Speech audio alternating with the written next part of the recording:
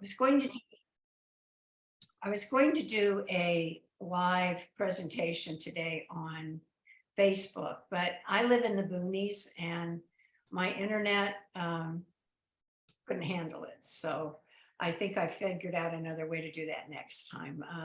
The next one we'll be doing is going to be Ren Kinsey's book, Sleeping Dragons, which is coming out this week. And so we're going to work on a schedule for that. And it's a lovely book. I am happy to be here today to launch Cindy's book. And memoir is a very difficult genre in publishing.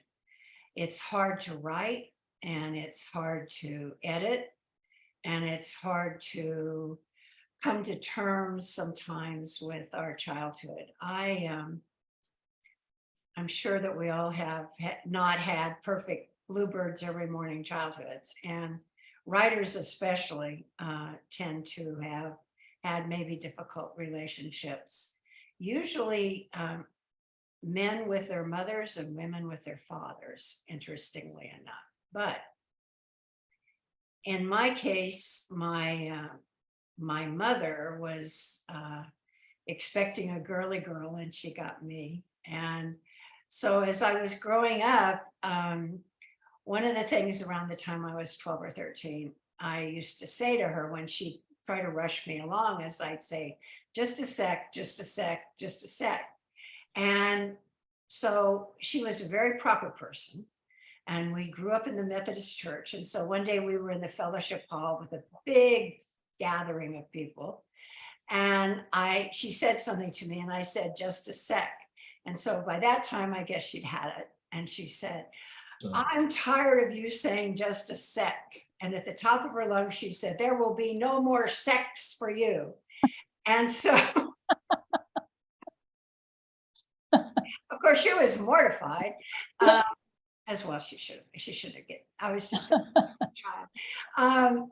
So anyway, she was mortified. But of course, it was the talk of the Upland United Methodist Church. And I think of that often, about the times in my childhood when were funny. They were funny, they really were. And I know in Cindy's case, in writing this memoir, because even though it just came out, it's been going on for a long time. So in introducing her today, I'm going to ask her some questions about the development of FarmGirl. So what took you so long? Well, Bev was actually in on the inception of this when I was trying to make it a fiction book. I was trying to turn it into a novel so that the characters would not be familiar to everybody, but I could still tell my story authentically. And it just wasn't working. It began actually with my journal entries years ago. I was searching, I guess, for the answer to why my childhood was so hard. There were obvious reasons. I was sickly. I was often isolated from my father and my brothers. But I realized I often felt angry. And I didn't know why. And it seemed like my father was angry too. Yet my brothers, who spent more time with him, and I think Mare also, my sister, spent more time with him, they didn't see him that way. And I needed to, I guess, sort out my intense emotions. And so I began to write. As I said, at first I thought about writing it as fictional characters, a novel, and that was cathartic, but it was not really working. So after reading a couple of books about memoir, I I saw how memoir differs from writing an autobiography, which I thought, well, that is just totally overwhelming. I couldn't possibly write an autobiography. But memoir writing is different in that it's not the story of your life, but it's stories about your life. So I decided I could tell stories about my childhood, and that's what I did. And then for 4 years, I struggled with making it public. And I still have that little inkling of, am I doing the right thing? But I also thought, well, why would anyone want to read, stories about my childhood? And I think most people who write a memoir think that, like, why would anybody want to read about my life?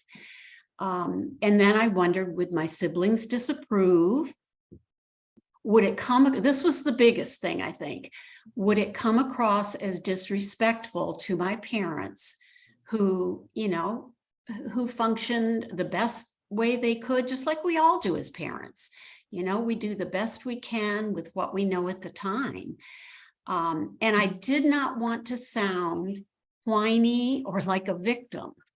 So when I gave it to my beta readers, including Tamara, she was one of my beta readers. Of course, Bev was my first beta reader.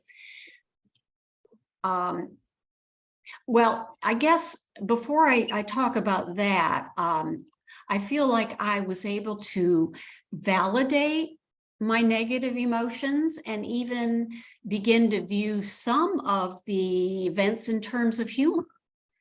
And as I shared it with my beta readers, they affirmed that not only would people want to read it, but sharing my experiences could actually help other people deal with their childhoods.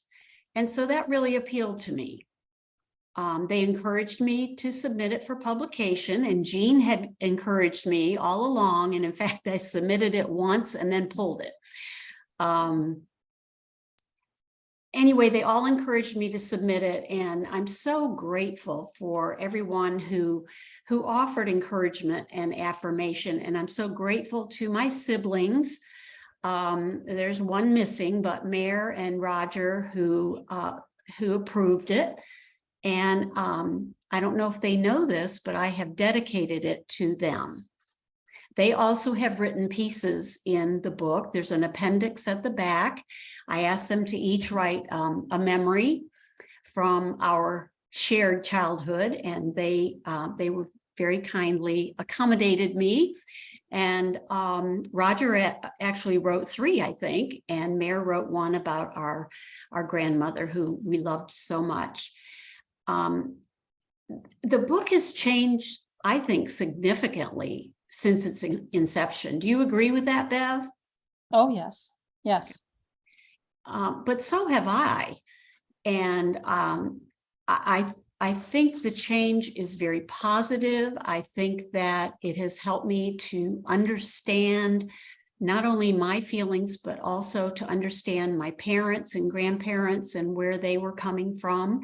And I think it's an exercise that's very valuable for everyone. I encourage everyone to write their memoir. And I know Jean is really, she really pushes this. She thinks, it's our generation that's going to do this. Our children probably aren't. Even if you never publish it, it's something that your family members will have and will treasure. So does that answer your question in a very roundabout way, Jean? Yes, it does. Yeah, memoir is extremely important. I've published and helped people write probably about 25 memoirs in the 15 years I've been in business. And in every single case, the process is cathartic, because it is stories about your life. It's stories that you weave together in this quilt that people read. And our kids aren't going to do this. But their kids are very interested. For some reason, my husband's grandchildren are very interested in the stories of growing up as he did in Norway. So I am really pushing that this year very hard, that people will write their story. And a number of our authors have died and their memoirs live on. So Yeah. I think it's incredibly important. And I'm very proud of you because when you pulled that, I was like, I'm going to kill you. But I understand. I understand. And I understand after seeing it in its second form, why you did what you did. So you've had a varied career. Well, tell us about it.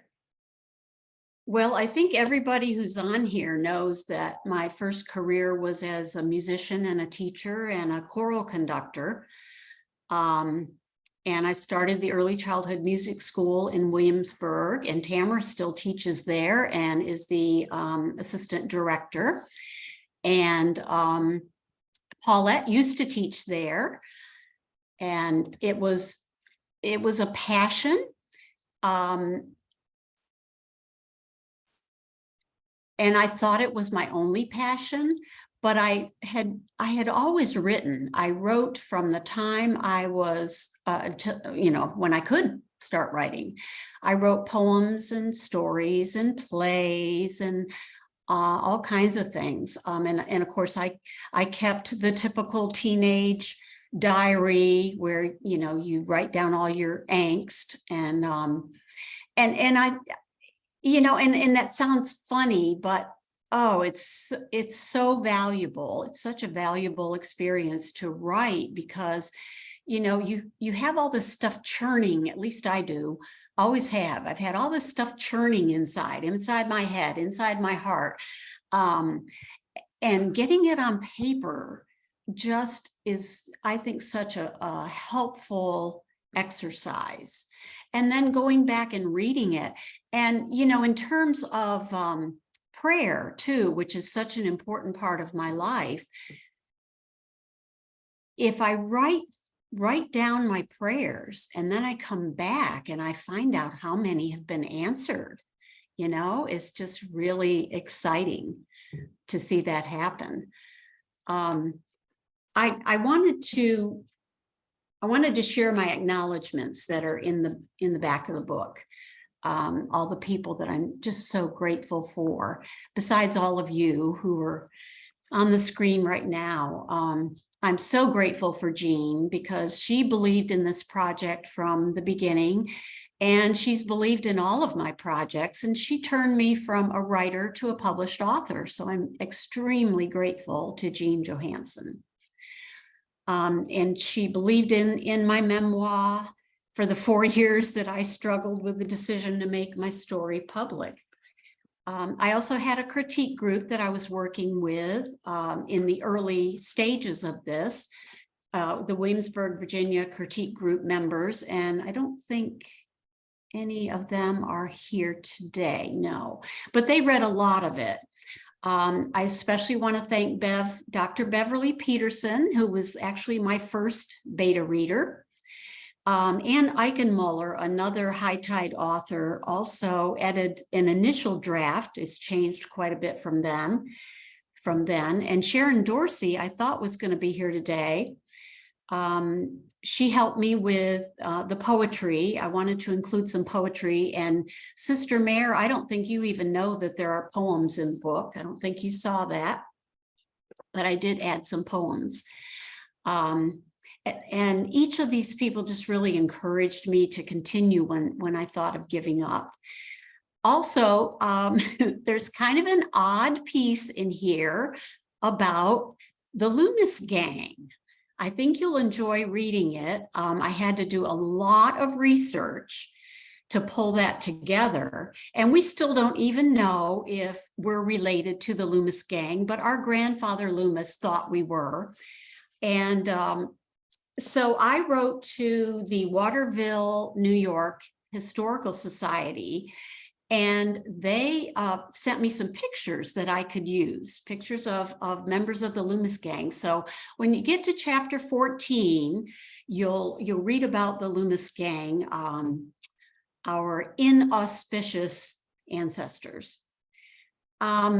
Sandy Loomis is my sister-in-law, my beloved sister-in-law, and she very painstakingly organized and distributed Mom's collection of family pictures. So there are lots of pictures in the book, and she's the one who's responsible for getting those all to me. So I really appreciate that. And Tamara Carver, my cherished friend of more than 30 years, was one of my beta readers and encouraged me.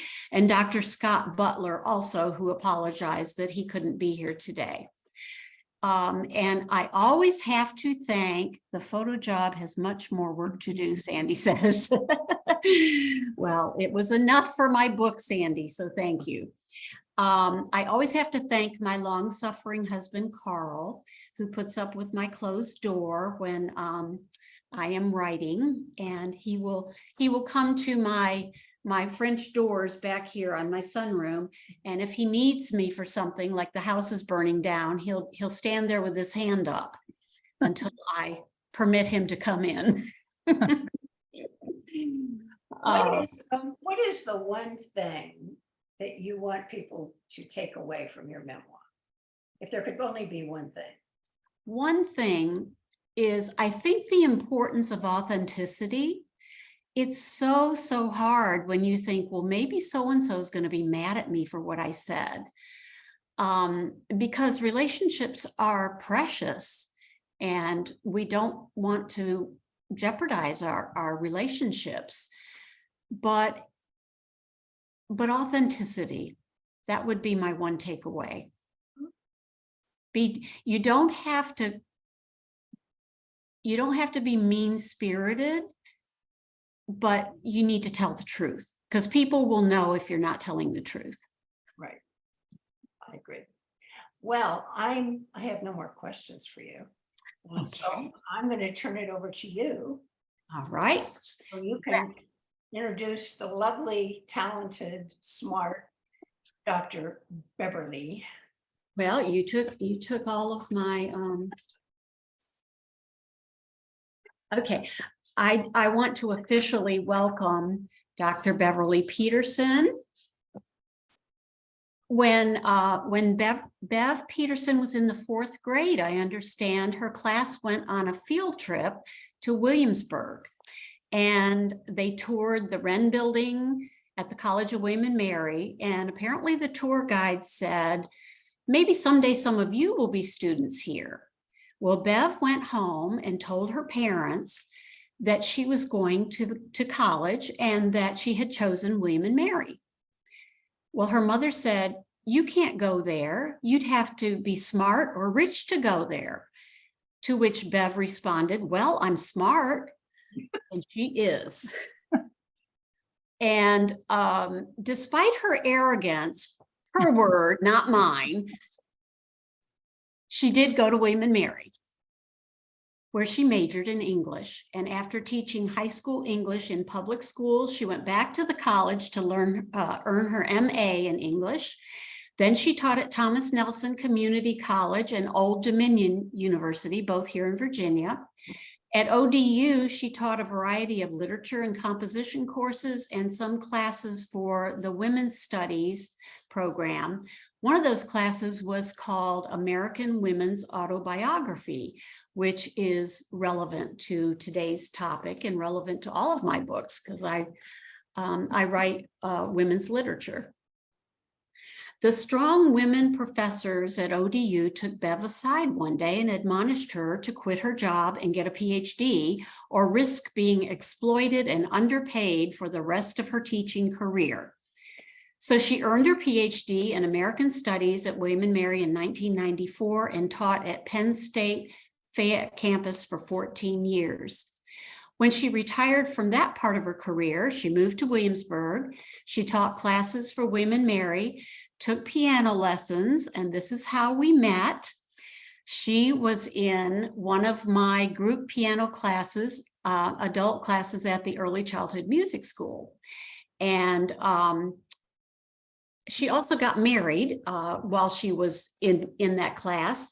Well, I met Bev when she signed up for one of my classes, And she and 4 or 5 other brave women dubbed themselves the Piano Chicks. And they engaged in a covenant to persevere and not allow each other to quit, no matter how long it took to learn to play the piano. They got frustrated. They worked hard. They learned. We laughed a lot. And they stuck it out for a long time, even after I retired. Well, I needed advice on my writing, and who better to go to than Bev? So she graciously provided help for me. In fact, she, as I said, she was the first person to read my early draft of Farm Girl when it was trying to be a novel entitled Lily. She also wrote the foreword, F-O-R-E-W-O-R-D. Bev will understand why that's funny. To The Dark Room, for which I am deeply grateful. So without further preamble, I am pleased and honored to introduce my guest speaker, Dr. Beverly Peterson. Oh, Cindy, thank you. First of all, can everyone hear me okay? Yeah, good. All right. Well, it was my good fortune to have Cindy as my piano teacher. I always wanted to learn to play piano, but we didn't have a house big enough for a piano. My mother said, piano lessons, where would we put a piano? And I realized she was right. But I always thought if ever the opportunity presented itself, I would sign up for lessons. And nobody told me that it's really, really hard to learn piano when you're 64 years old.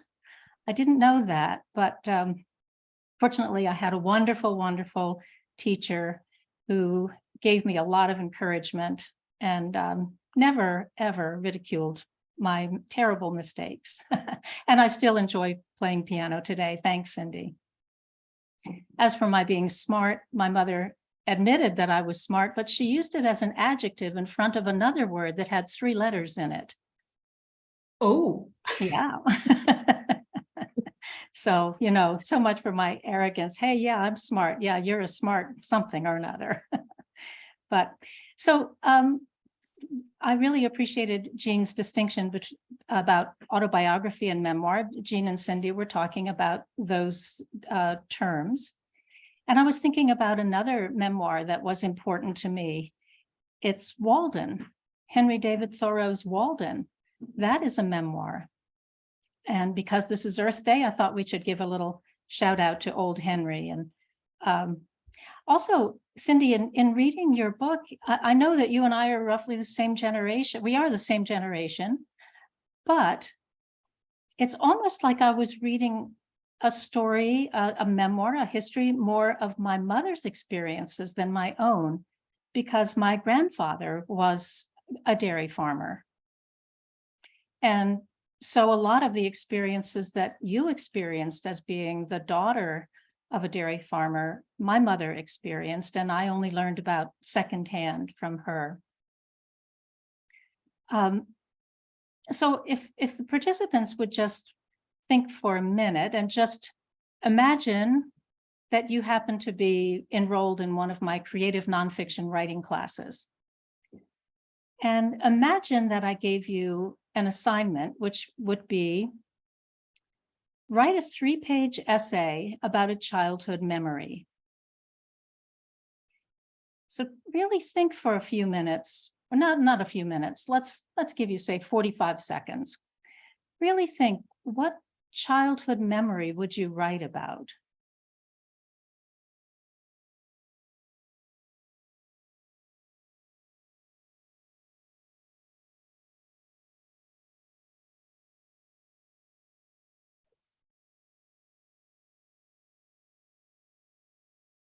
Well, on Zoom, I actually can't stand 45 seconds of silence.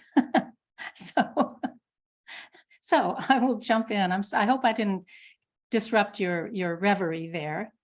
But so think about too, what title you might give such an essay. And then I wonder, what would be the tone of your essay?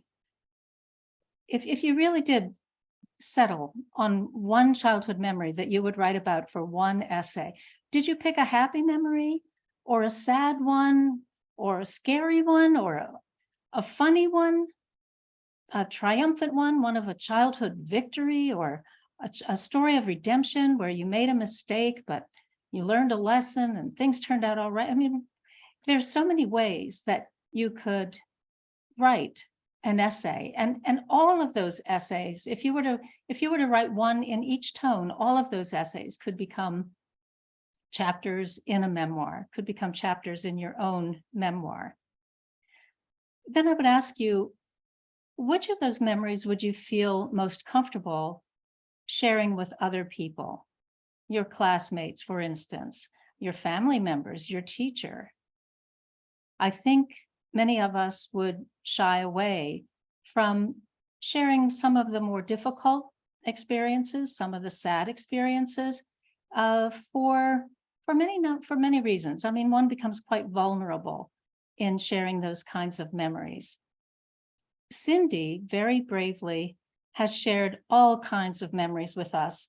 And I love that she said the word authenticity, because we wouldn't have believed a childhood memoir or a memoir of a childhood that just described wonderful, glorious days where life was always happy and everybody was always in good spirits. She says in her introduction or early in the book that recalling her past has helped her enlighten the present and empower the future. And I think those are two of the very best reasons for writing such an essay.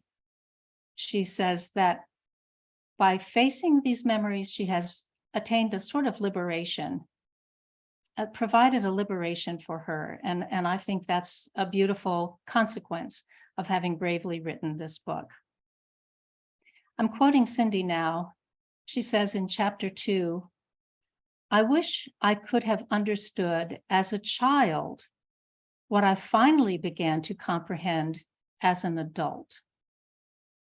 Well, don't we all? Don't we all?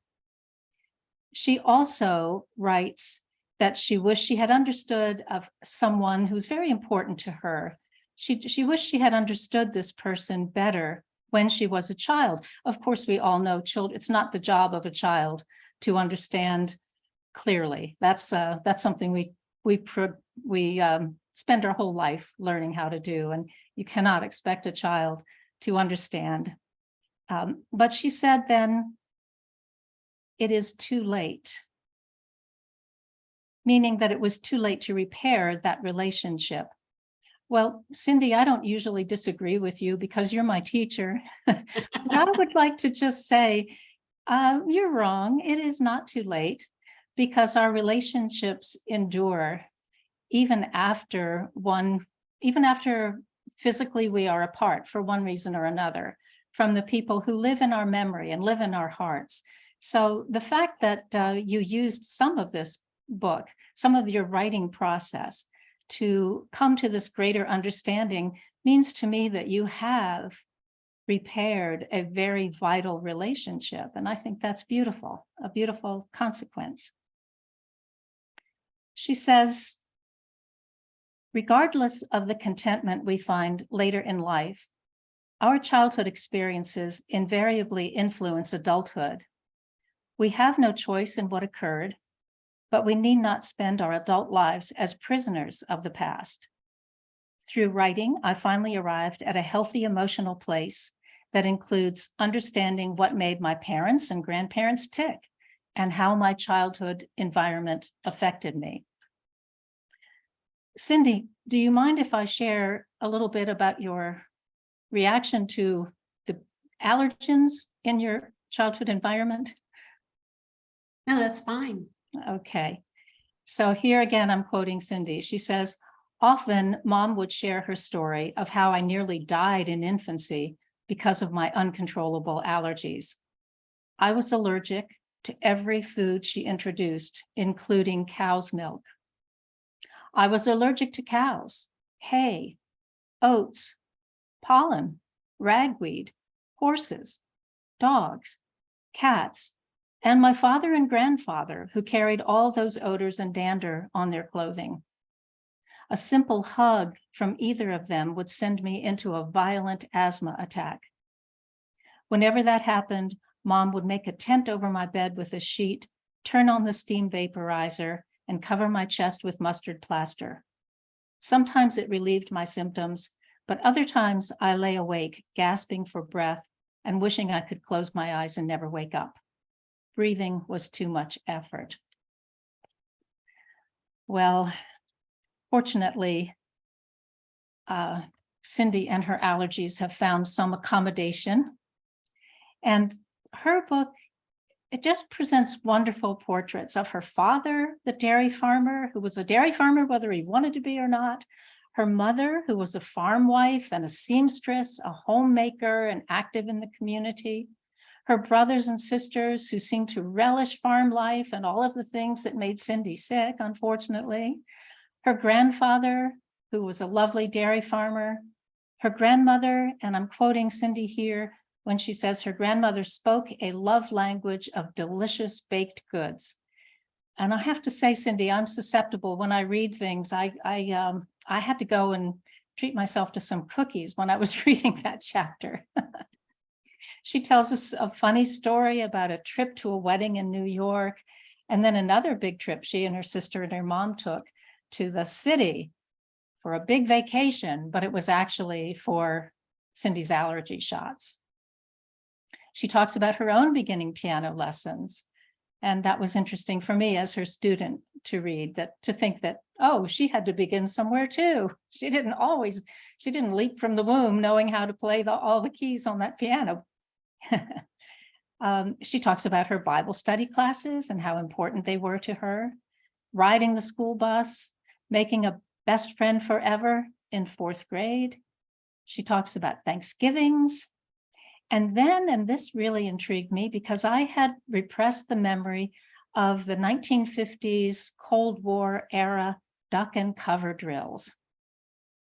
And I remembered fallout shelters and things from my childhood that certainly made a big impression on me, and I repressed it, probably in ways that I will in the future have repressed stories of our pandemic. So it's good, though, to remember these things. I think it's important. So we've sort of addressed why you would write a memoir, but then why would someone else read it? I think there are some very good reasons to read other people's memoirs.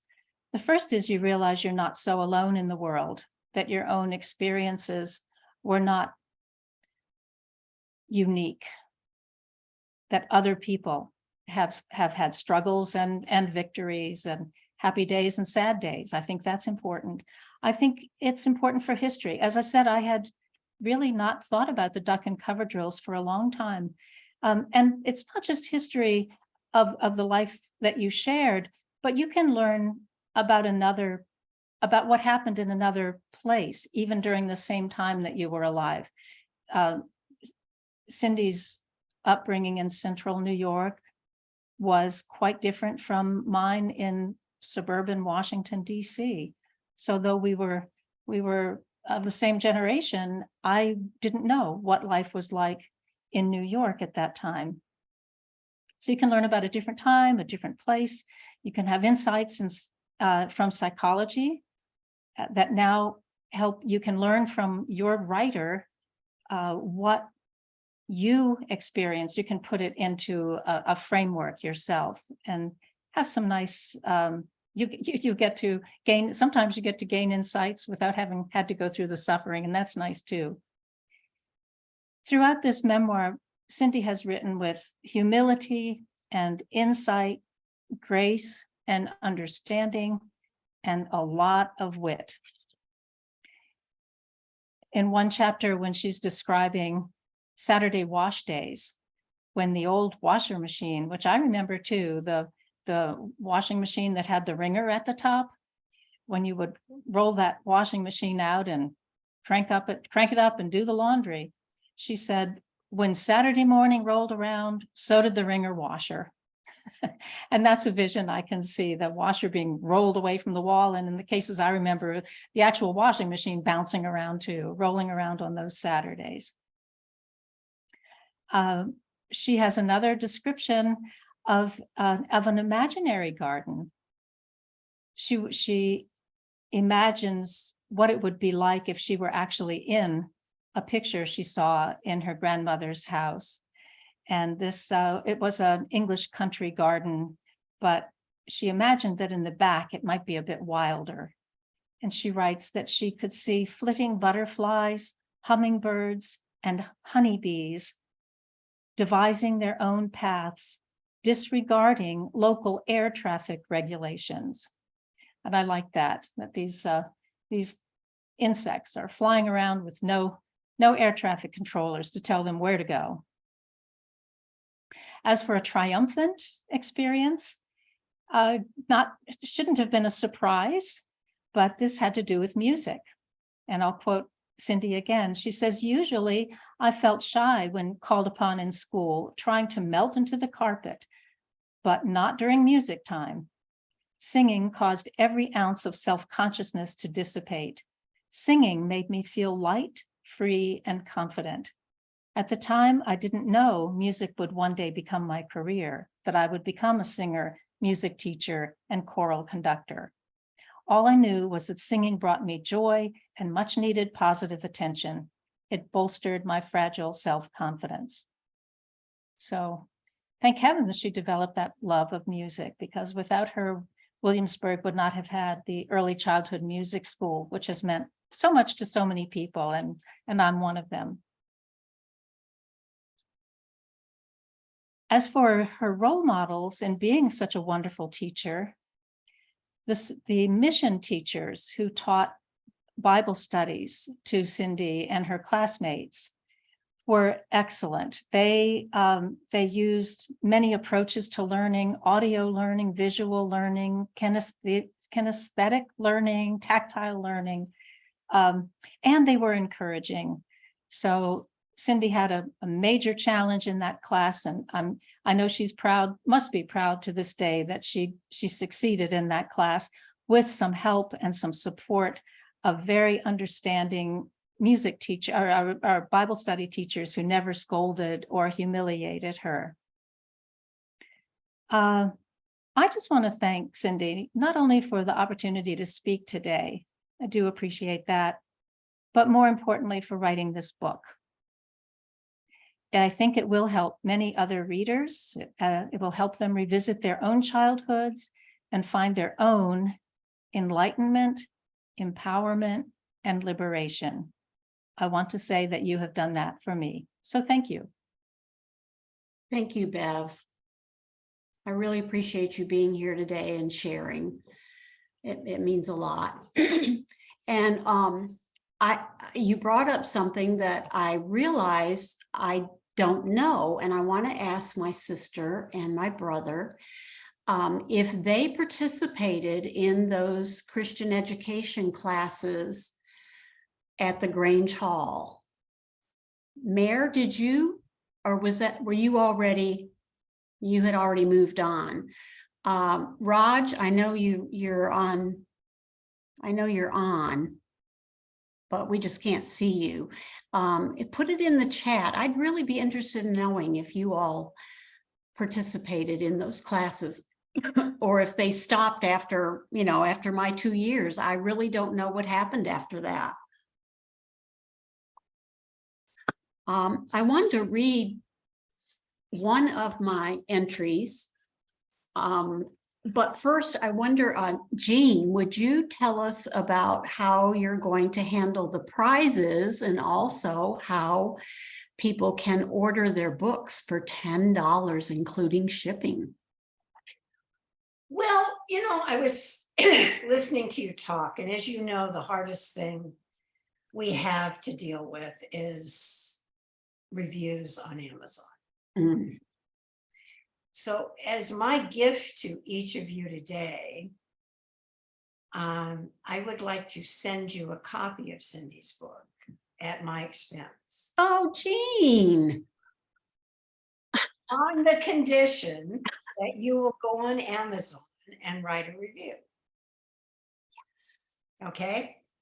Now, the SEC gets all excited because we give somebody a free book. But I believe that all of you have invested in Cindy's life and therefore her story. So therefore, we will consider it a quid pro quo. Okay? That's so very generous. Thank you, Jean. Absolutely,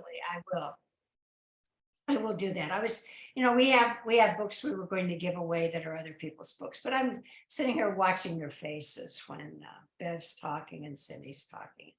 That's what I'd really like to do, if that's okay with all of you, is send each one of you a copy of Cindy's book. And I think what I may do is order them here and then have her sign them. And because we've talked about getting together for a glass of wine or a bottle or two after the last weeks of our life. I mean, we rolled out 3 books in 1 week, which is a lot of work and a lot of angst. So, oh, Linda, thanks for the heart. That's really sweet. So that's what I'd like to do, if that's okay with you. And I will hunt you down if you don't do the review, but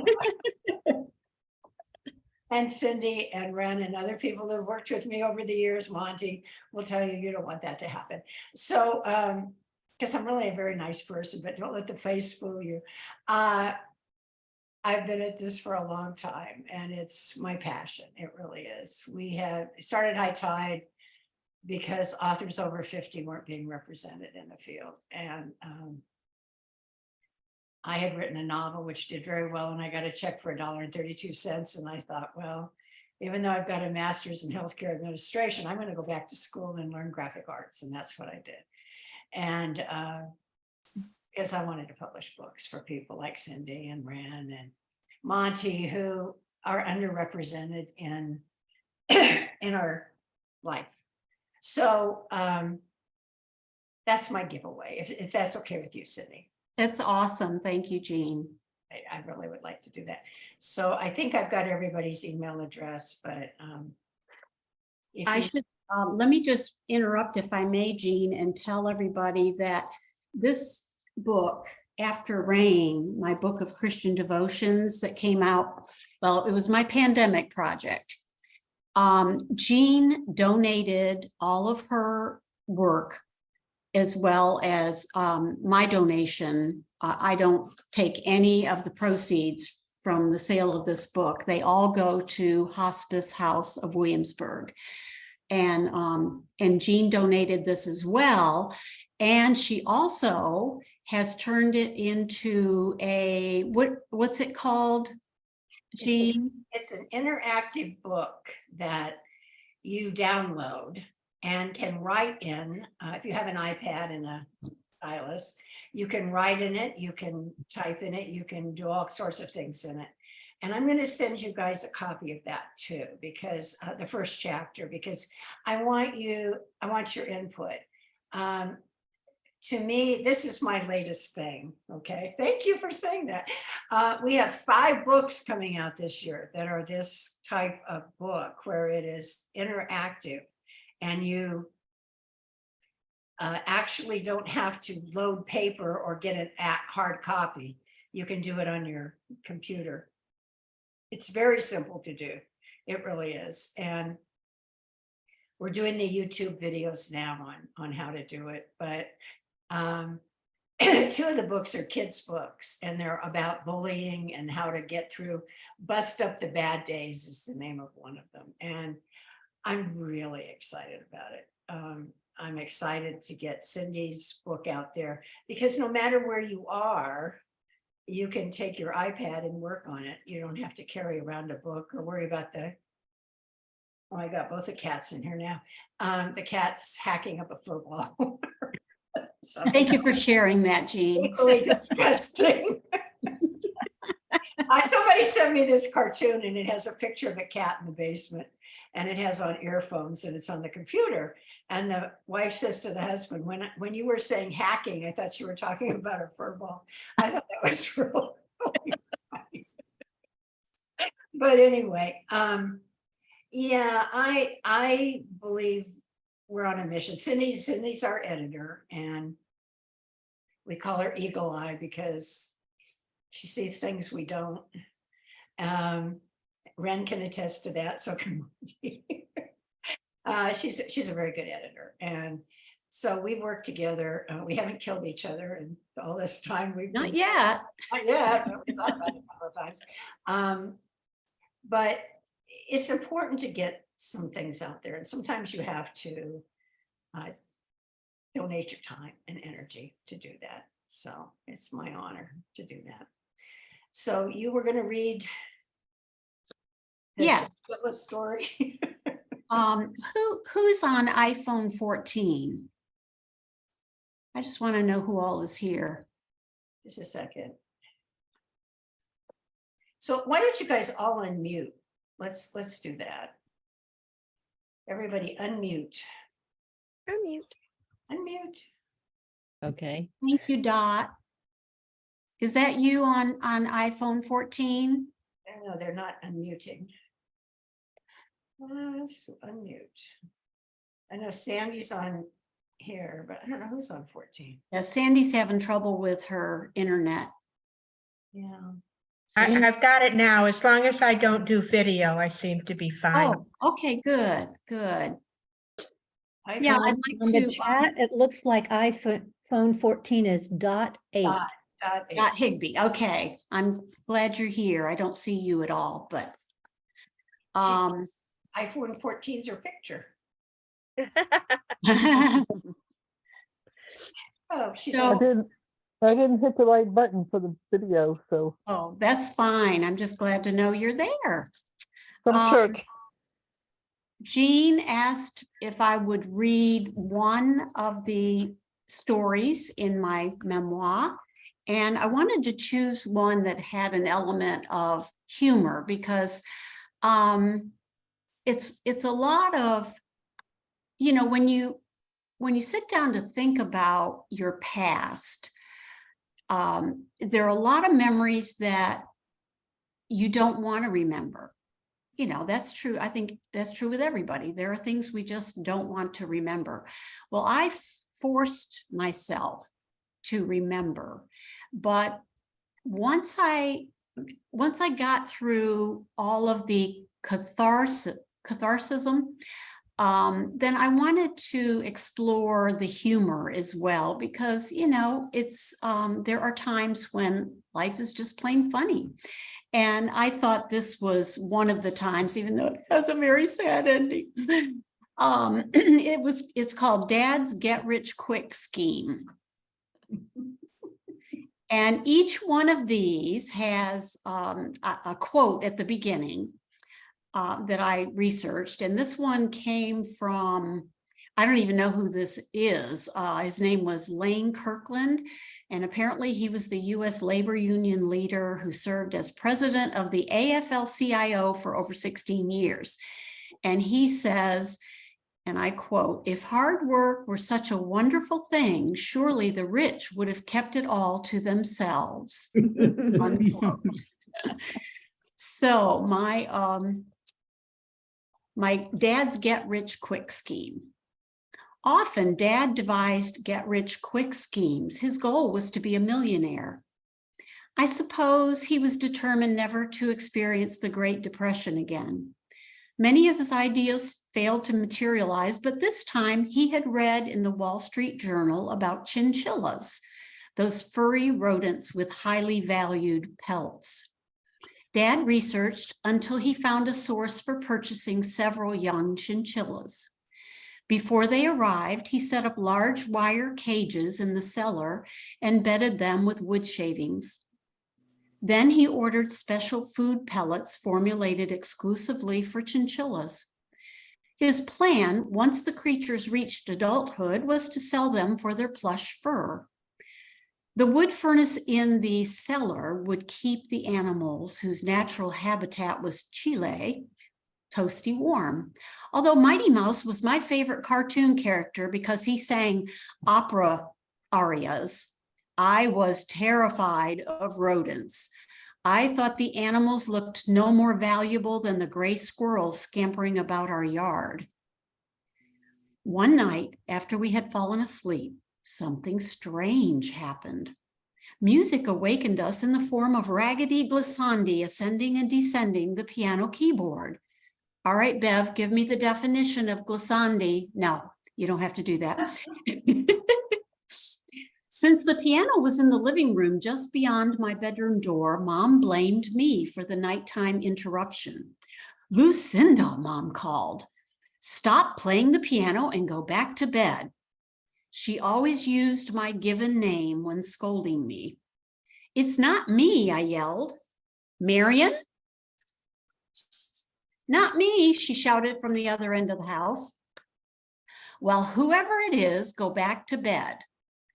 The ill-defined duet continued. After we had endured a few passages in a decidedly impressionistic style, Dad was compelled to get up and check it out. You guessed it. 2 of Dad's chinchillas had escaped the cellar and were presenting their concert debut in our living room. As soon as I realized the rodents were loose, I jumped up, slammed my bedroom door, and cowered under the covers. From his exasperated groaning, I could tell that Dad was not amused to have his sleep interrupted, especially since he had to get up before 5 a.m. But soon I heard my parents laughing amid scuffling and bumping sounds.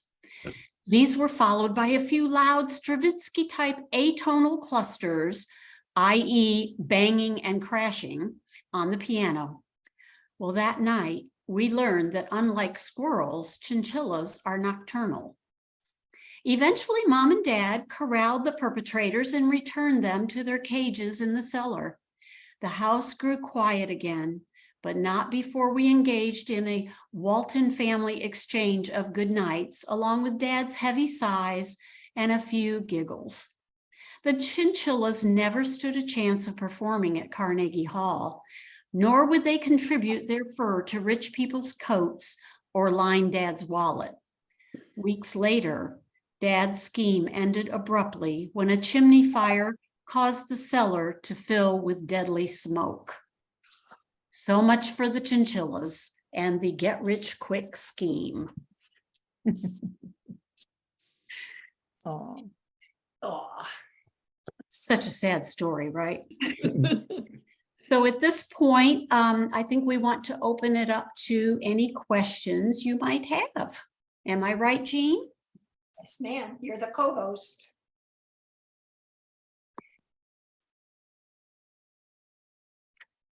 Anybody have a question? You can put it in the chat or raise your hand. I'd like to know if anybody thought about the essay assignment, the imaginary essay assignment I gave. What title would you give to your own chapter, your own memoir? Oh, no, now she's making you turn in your homework. You don't have to tell Hey, the story, but just the title.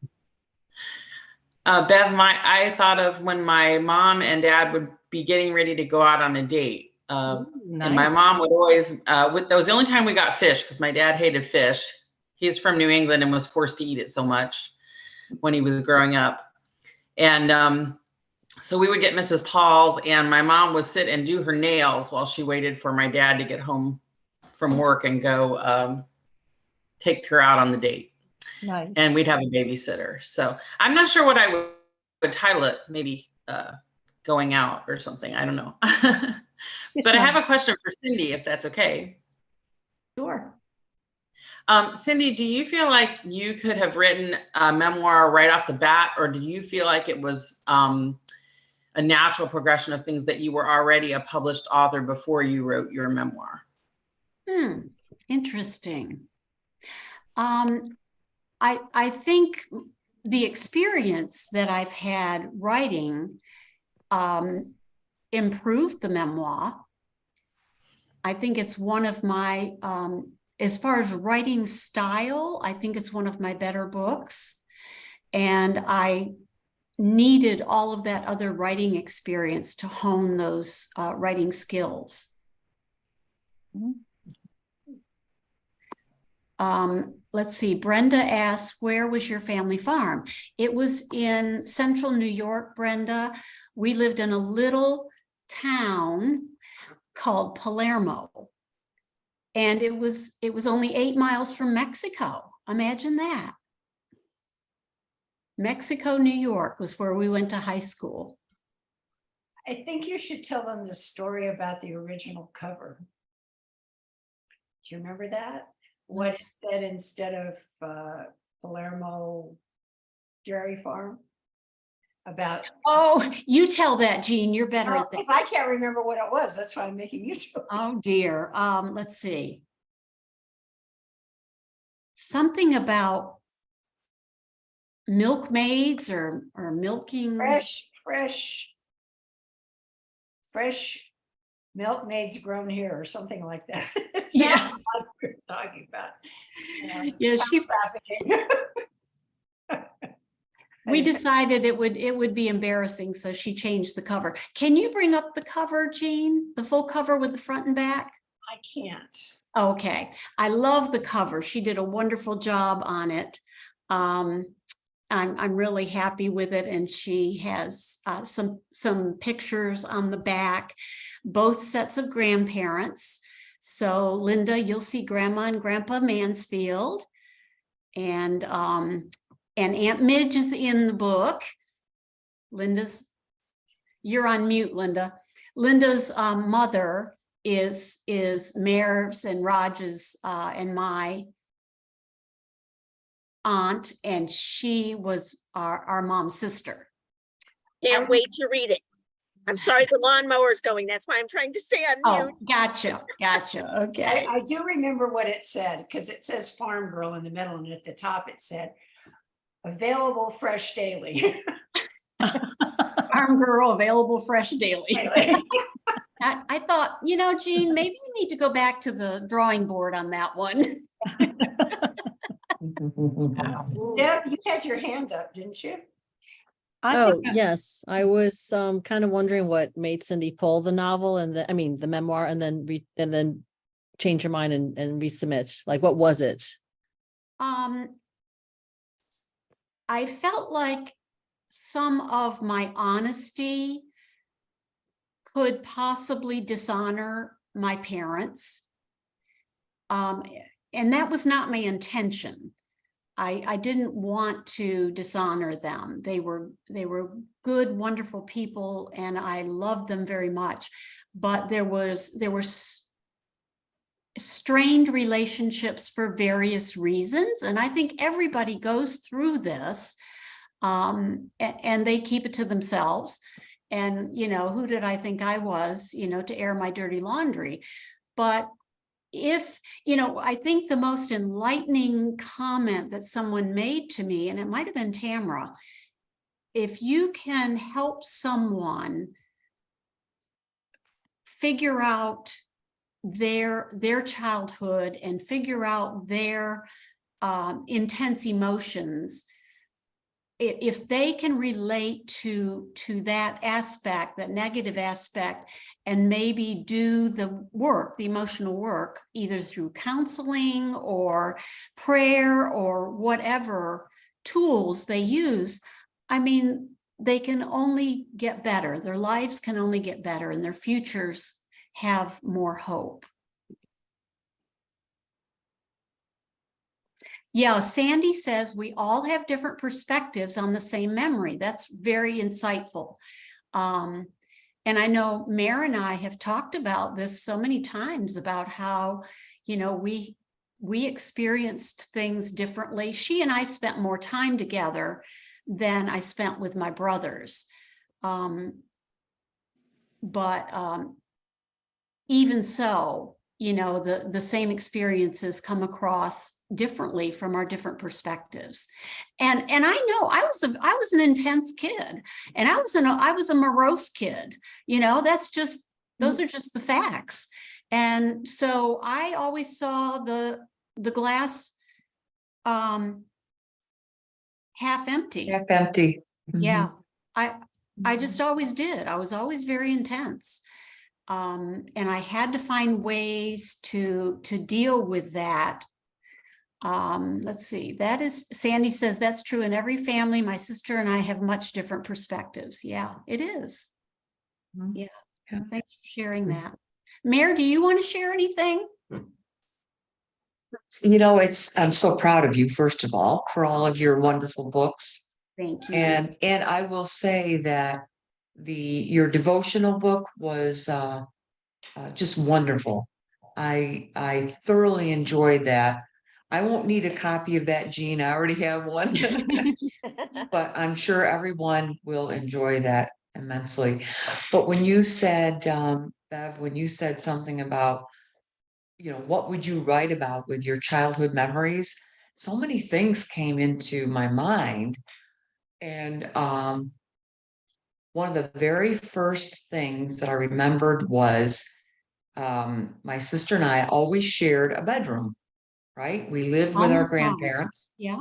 Until we were a little bit older. Mhm. But we originally lived with our grandparents.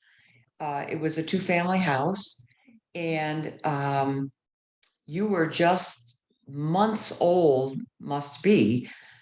We left there by the time I was almost 5. So we were in the upstairs bedroom, and I apparently was being naughty. I might have been maybe 3. You might have been 1. You were And there was naughty? a big grate that was over the living room downstairs. And so I thought it was really cool to snoop on mom and dad, who were, I don't know, I don't even think we didn't have TV then, so I don't know what they were doing, but I was snooping and being naughty, and I was waking you up. And apparently, they had just gotten you to sleep, whatever it was, you were in the crib, I was in a little bed. Dad came up and he whacked me good on the butt. I'll never forget it. He won't either. He never forgot it either. And he never, ever, I don't think, touched any of us again. He felt so bad. But I upset things so much that I got a spanking. So, I just remember that. And I also remember all the fun we had running around the farm. And, we would watch the chickens give themselves a bath in the dirt, and then we'd have to go wash our hair the same way the chickens wash their feathers, in the dirt.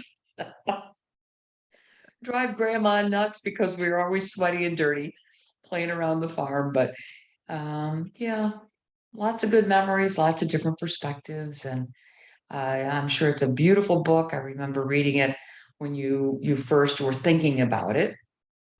So I'll be looking forward to reading the editions and seeing the pictures, and I think everyone will enjoy it. I was Thanks. really happy that, Cindy, that your sister and your brothers contributed to the book. I thought that was a very lovely touch to say, Me too. Mine is not the only perspective on this childhood. Let's hear from my siblings. And it's wonderful that they participated in your project. You can really see the difference, I think, especially with what Rajan and Mark wrote. You can see the difference in perspective of our father, because they spent much more time with him. Mm-hmm. And I feel like I understand. I mean, I went through a period where I was angry with him. I blamed him for a lot of things, and now I understand so much more. I'm so glad I wrote this, because it really, I wish I could have understood while he was still alive, but I'm glad I do now, and I'll see him again one day, and I'll see Mom again one day. Thank you, Monty. I'm reading her. Okay. Thank you, Monty, for being here. And Sandy says, I hope it has been a healing experience. It has definitely. When I started the process, I made myself, and I probably should have done this with a counselor. You probably shouldn't do this, but I made myself sit with the unpleasant memories. I said, you've got to deal in order to heal. And I made myself do that because I knew it was important for healing.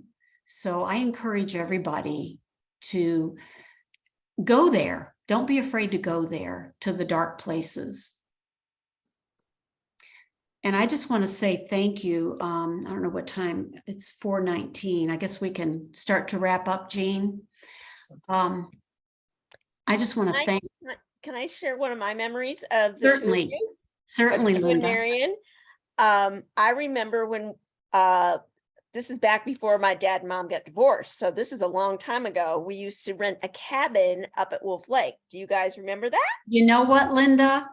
Last week, I said to myself, why didn't you write about that cabin? I can't believe I left that out. Yeah, volume Two.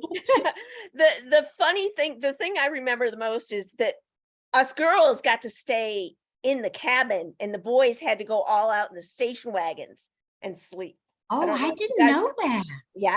Yes, we all got to stay in yeah? the cabins and the boys had to go out in the station wagons and sleep.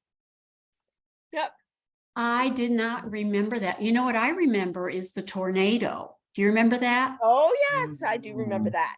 There was a tornado and there was a tent camp not far from us. It was a Sunday morning when the tornado hit.